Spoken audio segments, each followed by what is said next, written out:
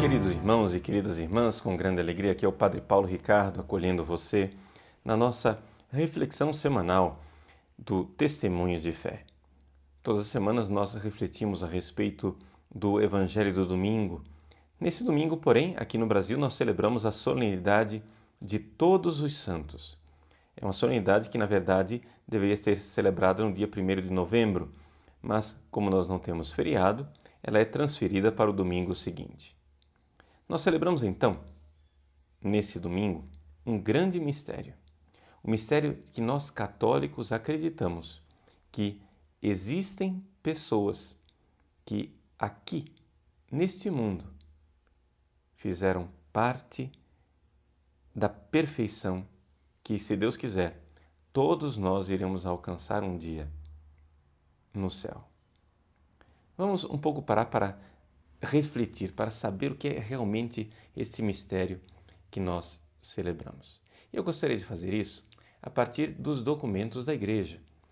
Pois bem, a Constituição Dogmática Lumen Gentium do Concílio Vaticano II, no seu capítulo 5º, ela se dedica a falar da vocação de todos à santidade na Igreja. Ou seja, todos os seres humanos são chamados à santidade, e uma santidade que se realiza dentro da Igreja de Nosso Senhor Jesus Cristo. Portanto, um chamado universal à santidade. Nós cremos nisso. Nós cremos, portanto, que um santo não é uma pessoa esquisita, uma pessoa estranha, uma pessoa anormal, mas o santo é a realização plena do humano, ou seja, o ser humano como ele realmente foi pensado por Deus, ele é santo. Mas, ao mesmo tempo que nós professamos esta fé na realidade de que somos realmente todos chamados à santidade, nós temos também que, com realismo, constatar: nós, infelizmente, não chegamos à santidade. É uma vocação universal, é um chamado. Mais do que chamado, é um mandamento. Sim, porque foi o próprio Deus quem disse: sede perfeitos, como o vosso Pai Celeste é perfeito. Mateus capítulo 5, versículo 28. E este chamado à santidade, esta realidade que nós católicos cremos, não é uma coisa que foi descoberta pelo Concílio Vaticano II. Não, o Concílio está expondo a fé da Igreja de todos os tempos. Por exemplo, só para citar um pequeno exemplo, o Papa Pio XI, quando escreveu uma encíclica a respeito de São Francisco de Sales, disse que nós não podemos aceitar que este mandamento de Cristo, ou seja, esse mandamento de ser santo, diga respeito somente a um grupo seleto e privilegiado de almas e que, portanto, todos os outros devam se contentar com um grau mais baixo de santidade. O Papa Pio XI diz: o contrário é a verdade. A lei da santidade abraça todos os homens e não admite exceções. Então, vejam, nós não estamos sendo convidados a ser santos.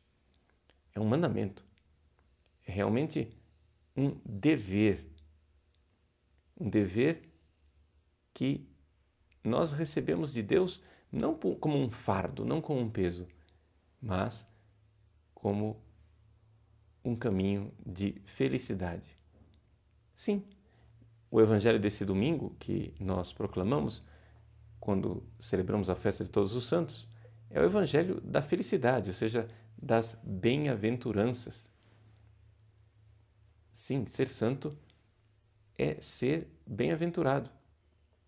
Mas então nós vemos já aqui uma grande dificuldade, ou seja, um chamamento universal, um mandamento universal a sermos santos e ao mesmo tempo olhamos para nós e vemos um certo fracasso.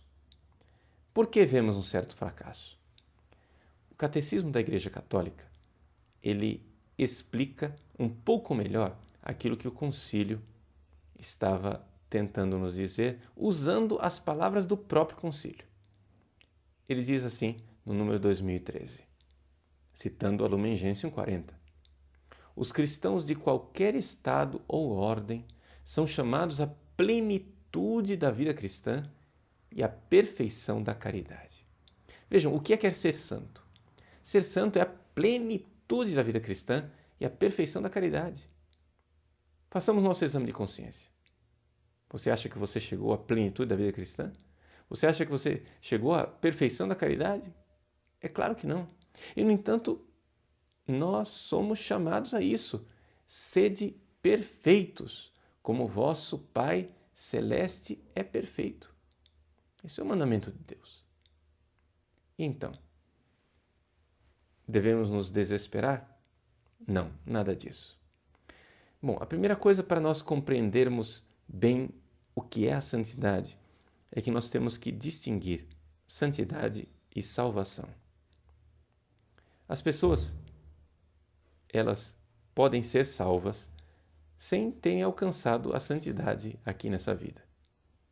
Sim, foi isso que nós celebramos no dia 2 de novembro, dia de finados. O que é que nós, católicos, celebrando quando celebramos o dia dos fiéis defuntos? Nós rezamos pelas pessoas falecidas na convicção católica, tranquila, normal, de que, infelizmente, a maior parte das pessoas não alcança esta perfeição da caridade e que, portanto, ao morrerem, serão salvas por esta grande misericórdia de Deus chamada purgatório. As pessoas vão para o purgatório e isto é uma grande esperança para todos nós. Mas essas pessoas que vão para o purgatório, ou seja, a esmagadora maioria da humanidade, não alcançou aqui, nesse mundo, a perfeição da caridade. O que nós celebramos agora, no dia 1º de novembro, ou seja, nós aqui no Brasil, nesse domingo, pela festa transferida, é um outro mistério. É o mistério de que existem, sim, pessoas extraordinárias que chegaram à perfeição da caridade, à perfeição da santidade aqui nessa vida. Bom, diante desta afirmativa, eu acho que qualquer irmãozinho evangélico protestante se arrepiou e ficou escandalizado. Por quê? Porque exatamente aqui está a diferença entre o católico e o protestante. O protestante, ele não crê que os homens possam ser santos. Ele crê que os homens podem ser salvos, mas não santos. Nós católicos cremos que existe essa possibilidade e essa possibilidade é realizada pela graça de Deus. Sim, pela graça de Deus, porque é próprio de Deus santificar os homens. Nos recorda Santo Tomás de Aquino na Secunda Secunde, na questão 185, artigo 3º. Ele diz assim: santificar os homens é uma obra própria de Deus, porque está dito no Levítico 22:32, sou eu o Senhor que vos santifico. Bom, esta obra de santidade que Deus realiza em nós é algo verdadeiro. Não é um simples anular uma dívida. Deus realmente concede a graça a algumas pessoas de serem santos e de amá-lo de todo o coração, com toda a alma e com todo o entendimento. Quase que respondendo à objeção dos nossos irmãos evangélicos protestantes, Santo Tomás de Aquino, na Suma Teológica, na Secunda Secunde, na segunda parte da segunda parte de sua Suma, na questão 184, artigo 2º, diz o seguinte. Ele se pergunta: será que nesta vida alguém pode ser perfeito? Ou seja, alguém pode alcançar isto que é o mandamento de Deus? Ser perfeito como o vosso Pai Celeste é perfeito? Santo Tomás, então, distingue. E aqui está a grandeza deste homem que resolve as nossas dúvidas teológicas. Ele distingue que existem níveis diferentes de perfeição. Uma coisa é quando você fala do amor perfeito do próprio Deus. Bom, isso daí somente Deus. Ou seja, somente Deus é que pode amar na plena extensão absoluta do seu infinito amor. Nenhuma criatura é capaz de amor infinito. Estamos de acordo? Então, muito bem. Então, em primeiro lugar, falar de Deus perfeito no sentido absoluto, somente Ele é. Existe um segundo nível de perfeição, que é a perfeição dos bem-aventurados que estão no céu. Bom, quem está no céu está amando a Deus com a sua total capacidade, ou seja, com a extensão total do seu coração, toda a sua alma, todo o seu ser, todo o seu entendimento, tudo aquilo que ele é. No céu, os santos alcançaram a plenitude que o ser humano pode alcançar. Mas Santo Tomás recorda que existe um terceiro nível de amor perfeito, que é aquele que nós podemos alcançar aqui nesse mundo. Ou seja, amar a Deus perfeitamente significa, em primeiro lugar, evitar o pecado grave. Bom, isso é só o início, isso é só a base. Mas, uma vez que você deixou o pecado grave, você precisa se esforçar para tirar da sua alma tudo aquilo que te afaste de Deus, mesmo que sejam aqueles pequenos defeitos, aqueles defeitos menores que são pecados contra o amor de Deus e contra o amor do próximo. É evidente que nesse mundo nós ainda teremos algum pecado devido à nossa fragilidade humana, que Santo Tomás chama de infirmitas. No entanto, estes são pecados devidos à nossa fragilidade. É possível, porém, que uma pessoa agraciada por Deus alcance realmente este amor que vai afastando os empecilhos de nós amarmos a Deus. Vamos resumir.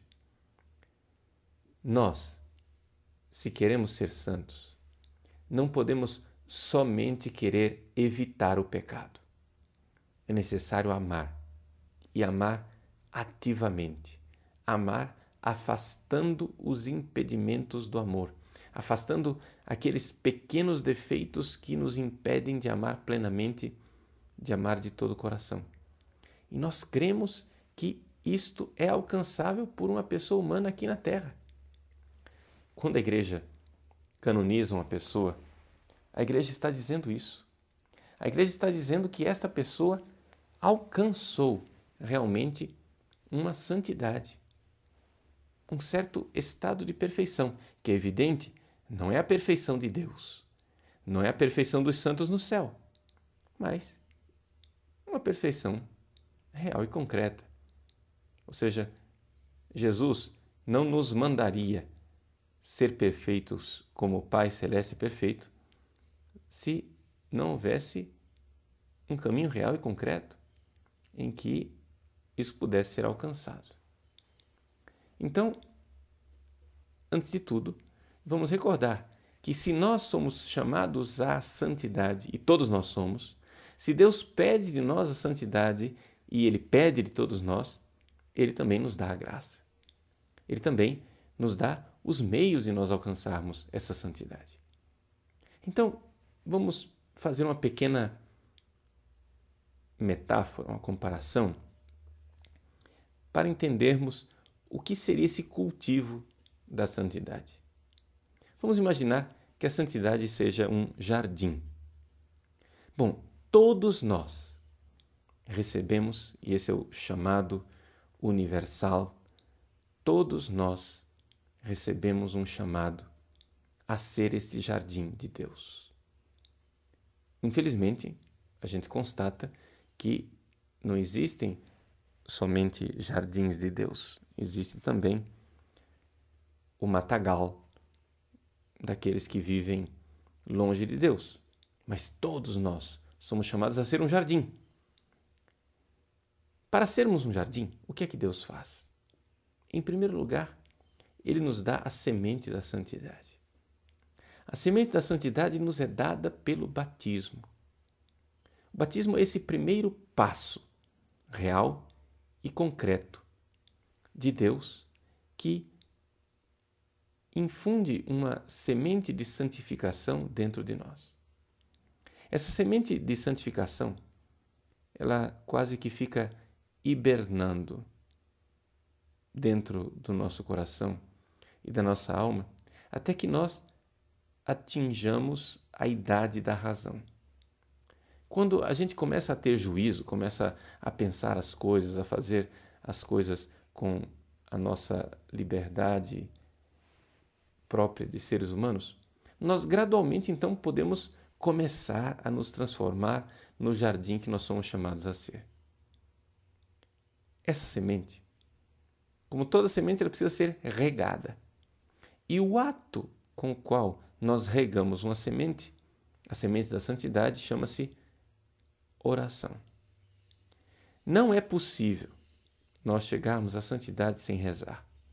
Então, se você quer realmente, não somente deixar de pecar, que é já um bom passo, mas se quiser realmente alcançar a santidade, se você não quiser somente ser salvo, ir por purgatório e depois para o céu, mas se você quiser ser santo e, quem sabe, um dia ir direto para o céu, como Deus quer que nós sejamos, pois bem, reze. Você precisa rezar para alimentar essa semente. Mas não somente isso. A semente também recebe um adubo. Esse adubo chama-se sacramentos. A semente do que nos foi dado no batismo precisa ser adubada. Esse adubo, sobretudo, é a Eucaristia. A Eucaristia é fonte de grande santificação.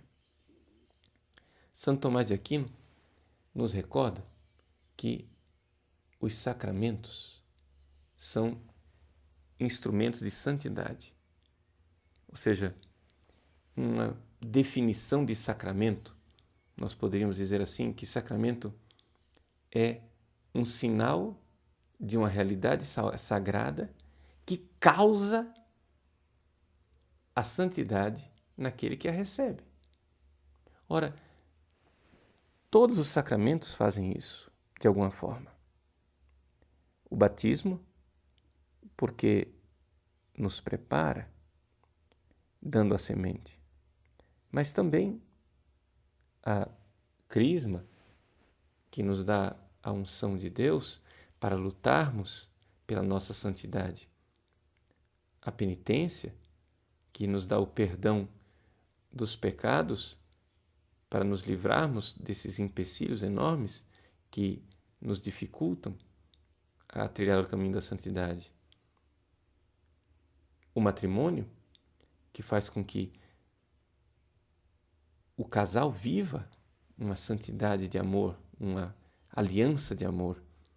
A ordem, que é uma forma de nós nos dedicarmos à santificação das outras pessoas. A unção dos enfermos, onde nos é dado a graça para lutarmos contra as tentações da doença e nos santificarmos. Todos os sacramentos nos levam à santidade. Mas se existe um sacramento que nos leva à santidade plenamente, é a Eucaristia. É interessante que a Eucaristia nós podemos recebê-la mais do que todos os outros sacramentos. O batismo, a crisma e a ordem a gente recebe uma só vez. O matrimônio e a unção dos enfermos a gente recebe raramente. Não é? A confissão deveríamos receber com frequência, mas a frequência maior é da Eucaristia. Ou pelo menos deveria ser. Ali nós temos o Cristo, o Santo, que vem nos santificar, que vem nos alimentar. Ali nós temos realmente o Santo que santifica.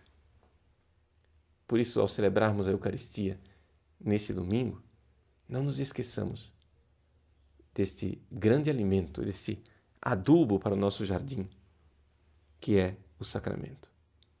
Mas não para por aí o cuidado com o nosso jardim. Todo jardim precisa ser também podado. Nós precisamos arrancar as ervas daninhas. E é por isso que Deus nos dá também a mortificação, a ascese, a penitência. Nós precisamos disso. Não é possível você ter um jardim e não arrancar as ervas daninhas. Não é possível você alcançar a santidade e não fazer alguma mortificação, penitência, jejum. Sofrer um pouco por amor a Cristo, Ele que sofreu por você. E finalmente, claro, todo jardim só vai para frente se tiver o sol. O brilho do sol, a luz do sol, que ilumina aquelas plantas e fazem com que elas sejam viçosas. São as obras de caridade, o amor de Deus, a realização do nosso dever de amar a Deus sobre todas as coisas, amando e perdoando os nossos irmãos, servindo e nos entregando no serviço de nossos irmãos. Esse é o caminho concreto de santidade que nós precisamos trilhar. Pois bem, vamos um pouco resumir aquilo que eu tentei apresentar para vocês nessa reflexão sobre a santidade. Primeira coisa, é necessário distinguir entre santidade e salvação. Para ser salvo, fiquemos longe do pecado mortal. Por hoje não, por hoje eu não vou pecar. Aí você será salvo. Mas isso não basta. Porque para ser santo, porque isto basta para salvar, mas não para ser santo. Porque para salvar, você morre e vai para o purgatório. Mas para ser santo, e Deus quer que nós sejamos santos, porque existe um verdadeiro chamado, uma vocação universal à santidade, eu preciso amar a Deus com perfeição. Eu preciso alcançar a perfeição da caridade. E o próprio Concílio Vaticano II, que nos fala de uma vocação universal à santidade, fala também dessa perfeição da caridade. Ora, essa perfeição da caridade, nós cremos que ela pode ser alcançada aqui nessa terra, embora só será alcançada na sua forma absoluta no céu. Mas existe essa graça de conseguirmos uma santidade realmente de uma caridade ardente por nosso Senhor. E o caminho podemos comparar com o cultivo de um jardim.